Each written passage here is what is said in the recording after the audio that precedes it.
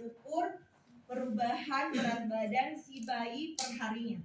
Jadi ditimbang setiap hari saat dilakukan PMK. Selain itu kita juga menggunakan termometer. Karena sebelum dilakukan PMK kita ukur dulu suhu si bayi tersebut. Kalau misalnya demam berarti kita tidak boleh lanjut lakukan PMK. Semoga tidak terlepas lagi kepalanya seger.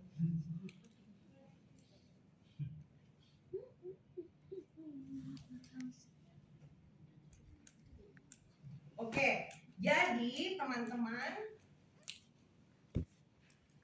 ini saya keluarkan dari inkubator ya bayinya. Silakan sebelum dilakukan PMK dibersihkan dulu bayinya, kemudian kita timbang berat badannya. Timbang berat badan, kemudian diukur suhunya. Bayi BBLR tidak sebesar ini ya. Nah, jadi dia ukurannya lebih kecil daripada ini. Kalau ini bayi-bayi yang sudah berapa bulan ukurannya. Oke, setelah itu yang kita persiapkan, bayi itu menggunakan apa? Sama halnya yang tadi, bayi itu menggunakan pampers. Tapi kalau yang di fototerapi hanya pampers saja kan? Nah, kalau yang untuk PMK selain pampers, bayi pun menggunakan kos tangan, kos kaki dan topi.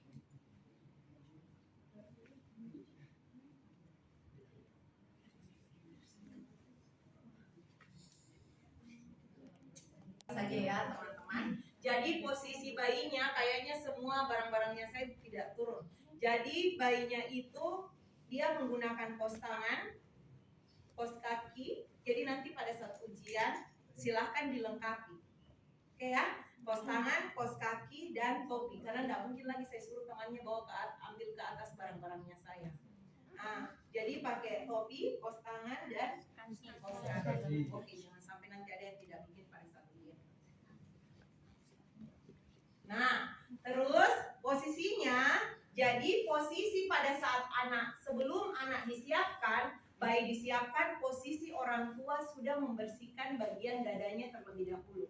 Jadi sebelum kita keluarkan bayinya dari inkubator, silahkan sampaikan sama bapaknya ya. Misalnya bapaknya yang mau melakukan, bahwa Pak silahkan bersihkan bagian dadanya. Silakan bersihkan bagian dadanya. Kalau misalnya mau disabun, silakan dibilas lebih banyak supaya jangan sampai nanti tidak terlalu berbau sabun ya di bagian, karena anaknya akan ASI kalau perempuan misalnya. Nah, kemudian setelah itu, setelah siap orang tuanya, baru kita ambil bayinya. Anggap ini bapaknya ya yang akan melakukan PMK. Buka baju labnya. Ya, jadi posisi ibunya atau posisi bapaknya itu sudah terbuka di bagian dadanya, karena yang akan kita lakukan adalah skin to skin. Tidak usah. Anggap sudah terbuka bagian dada ya, anggap sudah terbuka bagian dada. Oke. Setelah itu ambil bayinya, ajarkan sini Pak. Ajarkan bagaimana cara menggendong buat orang tuanya. Jadi Pak, ini bayi, Bapak pegang di bagian belakang, di sini di bagian lehernya, kemudian yang satu di bagian kaki. Bisa ya Pak? Permisi. Oke, ya. Nah, sekarang posisinya, posisi bayi saat dilakukan PMK, ini kita menggunakan kain panjang terlebih dahulu. Posisi bayinya dia sejajar dengan puting susu si ibu. Ya, jadi sejajar. Perempuan dan laki-laki bisa bayangkan, karena kalian punya semuanya mama kan, baik laki-laki maupun perempuan. Jadi sejajar dengan puting susu si ibunya, berarti di tengah, permisi Pak ya. Jadi posisinya seperti ini. Oke? Bayinya miring kanan ataukah miring kiri. Jadi sejajar dengan puting susu ibu. Kemudian posisi bayinya dia seperti katak. Jadi tangannya melengket seperti ini. Kemudian kakinya pun seperti ini. Oke ya? Ya. Nah. Jadi seperti katak. Jadi begini posisi kakinya, posisi tangannya, posisi kakinya seperti ini, dua-duanya. Oke? Ya. Sekarang kita menggunakan kain panjang.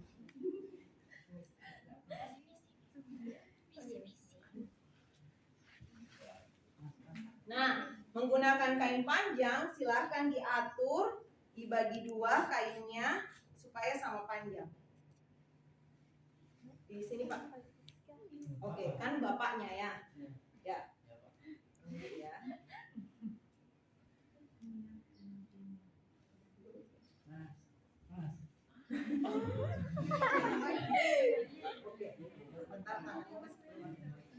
Nah, posisi bayi, posisi kain itu disimpan di bagian di bagian bawah telinga. Sebagai apa? Sebagai penopang. Jadi di bagian sininya bayi, di bawah daun telinganya. Kasih keluar tanganmu deh. Oke.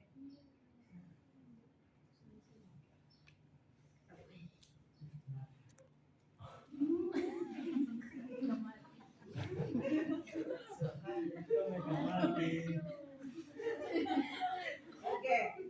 Ya, jadi posisinya seperti ini. Ini kakinya tidak begini ya, karena kan kalau kanguru,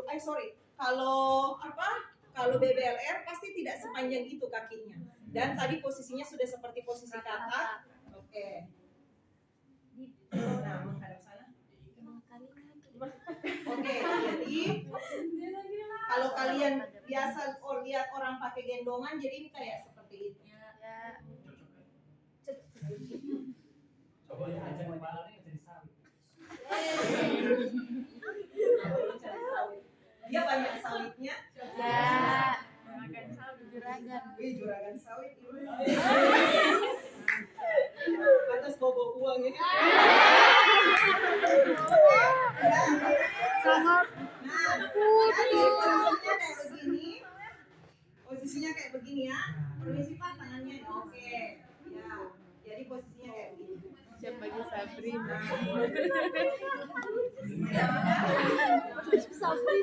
Oke. Nah, diikat lagi. Jadi tadi silakan disilakan. Nah, pada saat teman-teman mengikat, tanya sama ibunya atau bapaknya, Pak, terlalu keras caranya saya mengikat, jangan sampai sudah keras sekali. Jadi ini tidak keras dan tidak juga longgar.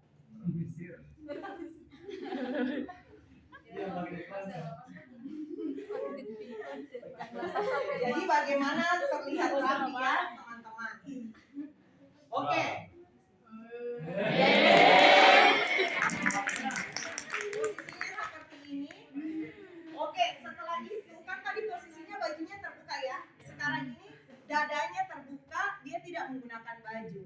Lanjut lagi pakai baju yang ada kancing di depannya. Jadi kasihan kan ibunya 3-4 jam dengan posisi tanpa pakai baju. Nah, jadi minta supaya orang tua pakai bajunya. Ya, baju yang kancing di depan, yang ukurannya besar, jangan oleh yang ketat bajunya.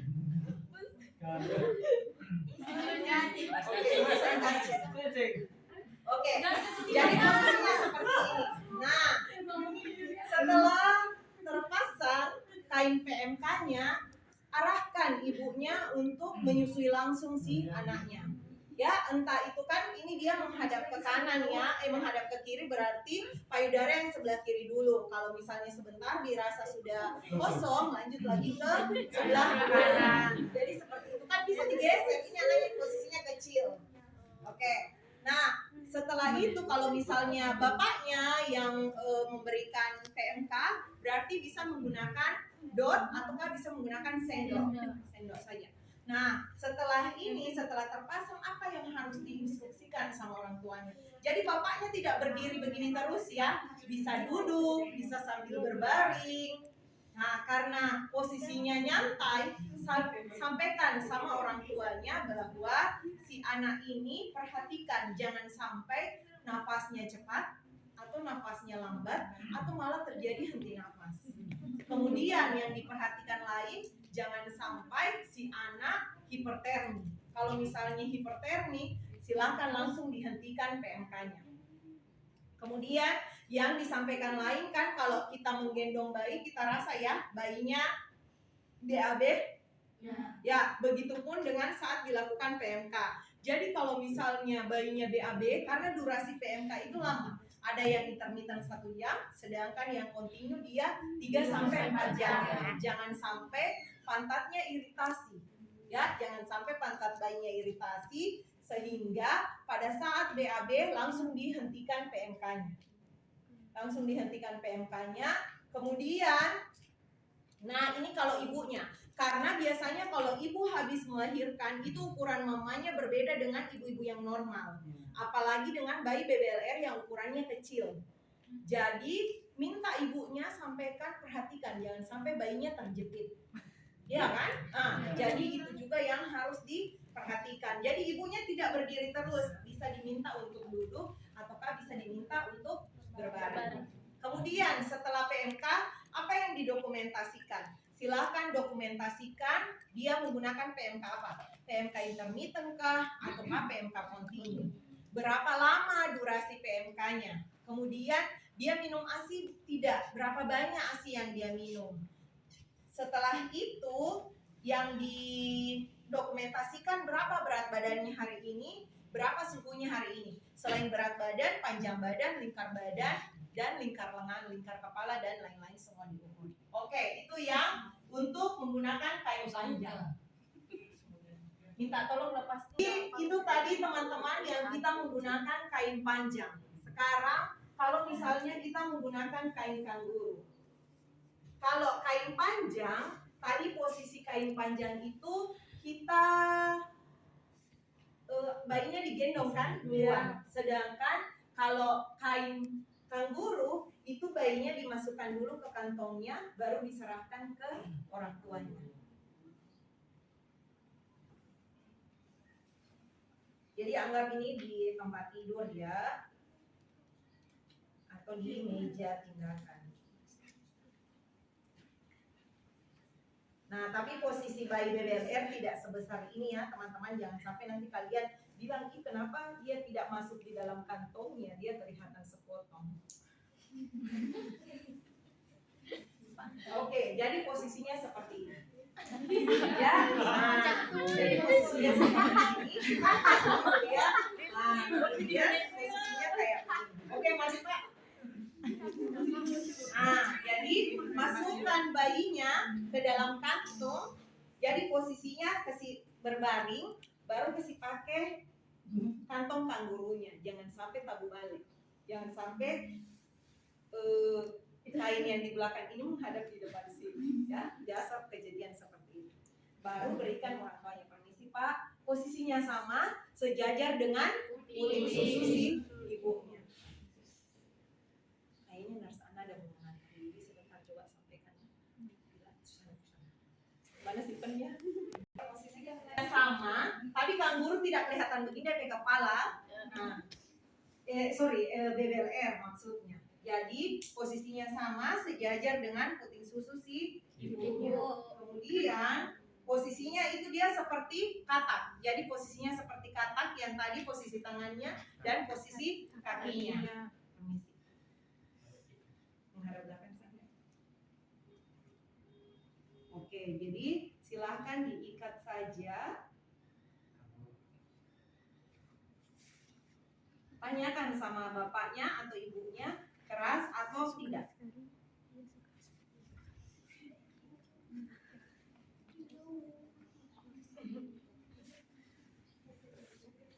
Oke, setelah itu jadi posisinya begini kan?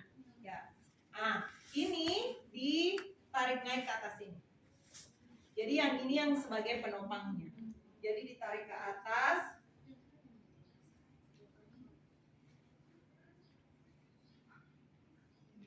Oke. Nah, cara mengikatnya teman-teman dia kayak simpul. Jadi ini dari sini ini ke bawah, baru dibawa ke atas.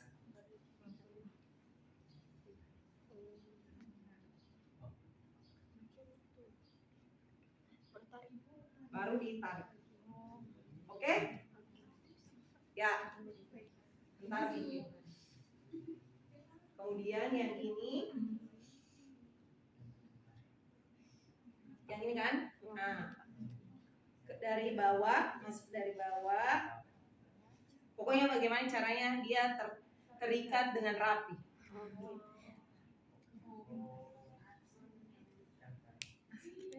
Tapi kan kalau yang begini dia lebih kuat. Nah, jadi jangan sampai cuma asal ikat, jadinya lepas sebentar.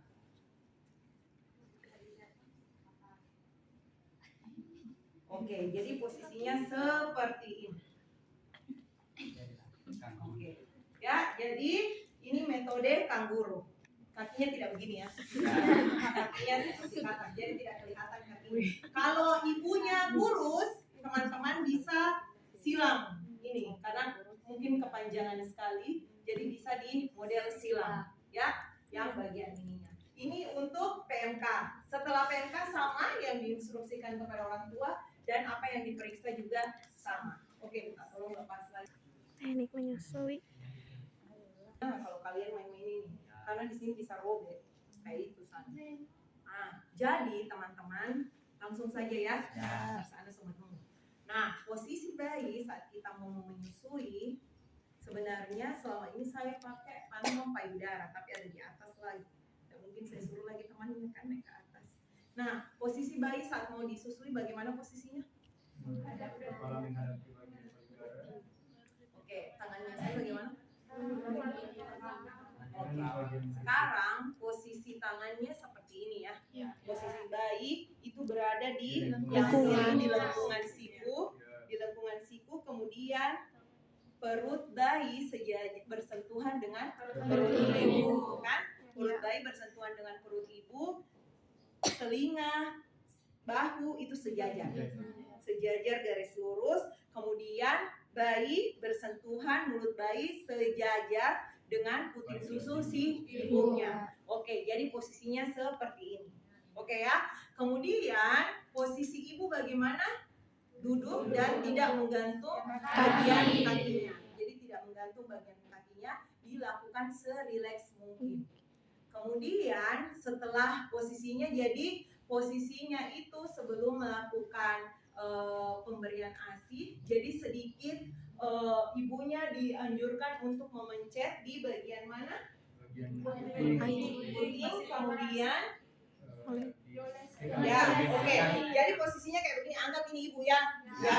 Nah, jadi di bagian sini, jangan di sini ya, jadi dipencet, kemudian diambil ASI-nya, kemudian dioles di daerah areola dan di daerah putingnya. Sebagai apa? Sebagai disinfektan dan sebagai pelembab. Oke. Karena tidak kurang ibu yang menyusui tapi mengalami lecet pada putingnya, sehingga harus diberikan disinfektan dan dilembabkan. Tapi sebelum itu dianjurkan dulu untuk membersihkan payudaranya. Nah, jadi posisinya tadi di lengkungan sini, kemudian sejajar dengan puting susu si ibunya. Kemudian apa yang harus diperhatikan pada saat menyusui, pada saat mau dulu, ya, maka tadi sudah dioleskan tuh sebagai disinfektan, kemudian ibunya memegang di bagian atas aerolanya, bukan di aerolanya ya, di atas aerolanya, membantu untuk memasukkan puting ke dalam mulut bayi. Caranya apa? Bukan langsung dimasukkan ya, tapi disentuhkan dulu ke bibirnya si bayi. Kalau bayinya membuka mulut, langsung dimasukkan putingnya. Nah, yang langsung dimasukkan. Kemudian setelah itu posisinya apa yang harus diperhatikan? Kalau misalnya payudaranya si ibu tidak menutupi hidungnya si bayi, kan tadi masih posisi yang dia seperti ini ya. Jadi anggap ini payudaranya si ibu, kan tadi dibantu untuk dimasukkan kan? Nah, kalau misalnya pada saat sudah masuk tidak menutupi hidungnya si bayi, bisa dilepas. Coba lepas payudaranya si ibu, bukan bayinya yang dilepas ya. Payudaranya si ibu dilepas. Kalau tidak menutupi hidungnya si bayi, ya silahkan dilepas. Karena kan durasinya lama ya, jadi butuh rileks si ibunya. Tapi kalau misalnya setelah dilepas, ternyata payudara menutupi hidungnya si bayi, berarti tetap dipegang di bagian atas areola mamanya. Oke, itu. Setelah apa yang harus diperhatikan untuk perlekatannya? Oke, yang pertama, jadi kalau di anak itu ada namanya amubida. Jadi amubida itu Yang pertama A-nya itu aerola, di mana aerola bagian bawah lebih banyak yang masuk dibandingkan dengan aerola bagian atas. Nanti kan teman-teman bisa lihat ya pada saat menyusui, suruh ibunya lihat ibu yang bagian bawah itu lebih banyak masuk ke mulutnya bayi dibandingkan dengan bagian atasnya. Kemudian yang kedua, bayi akan membuka mulut lebih lebar. Kemudian bibirnya bayi, kenapa bibirnya bayi? Bibir bawahnya kenapa?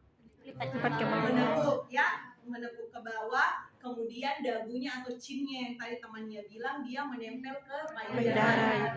Itu. Terus yang harus diperhatikan lagi ini kayak cepat-cepat. Yang harus diperhatikan lagi adalah jangan sampai ada bunyi ya, artinya itu tidak mengecap, artinya tidak bagus masuknya. Ya, lebih banyak udara yang dia ini. Jadi jangan sampai. Jadi yang terdengar itu hanya bunyi menelan. Ya, jangan sampai ada bunyi.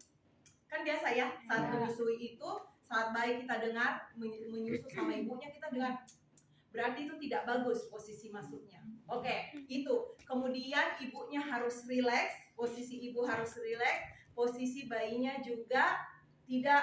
Nah, pada saat begini teman-teman, posisi yang ini itu berada di belakang. Posisi yang satu itu bisa di sini ataukah di atas saja seperti ini. Oke ya, seperti itu. Kemudian kalau misalnya yang dirasakan ibunya sampaikan sama ibunya, ibu kalau sudah rasa kosong silahkan sampaikan ke apalagi pindahkan ke bagian yang sebelah kanan lagi atau yang sebelah kiri lagi. Jadi seperti itu. Jadi dua-duanya disusui sama si anaknya.